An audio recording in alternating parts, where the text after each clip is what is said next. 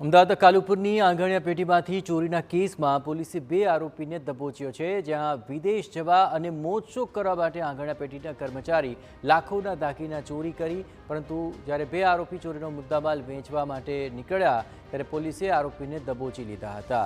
6 મેના રોજ આંગણિયા પેઢીમાં કામ કરતા જીગર નામના કર્મચારીને સોના ચાંદીના દાગીના ભુજ ડિલિવરી કરવાની જવાબદારી સોંપાઈ હતી, પરંતુ કર્મચારી દાગીના લઈને જ રફુ ચક્કર થઈ ગયો। ચોરીનું સંપૂર્ણ પ્લાનિંગ મુખ્ય આરોપી જીગરસિંહ અને તેને 7 દિવસ પહેલા જ પેઢીમાં નોકરી પર રખાવનાર વિપુલ ઠાકોરે કર્યું હતું।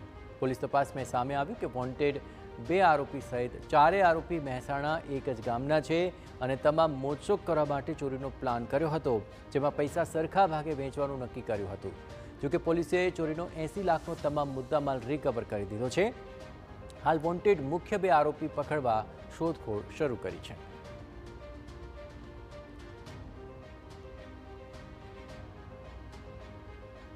અને આખા ષડયંત્રમાં જે જીગર છે એ અને એને જીગરને નોકરી લગાવનાર જે બીજો એક આરોપી છે અન્ય વિપુલ ઠાકોર, આ વિપુલ અને જીગર દ્વારા આખી જે ચોરીની ઘટના છે એનું પ્લાનિંગ કરવામાં આવેલું હતું અને હાલમાં જે બંને આરોપી પકડાયેલા છે અને એમની પાસેથી જે ચોરીમાં ગયેલો લગભગ 80 લાખનો મુદ્દામાલ છે એ તમામ 80 લાખનો મુદ્દામાલ આપણે પોલીસે કબજે કરેલો છે।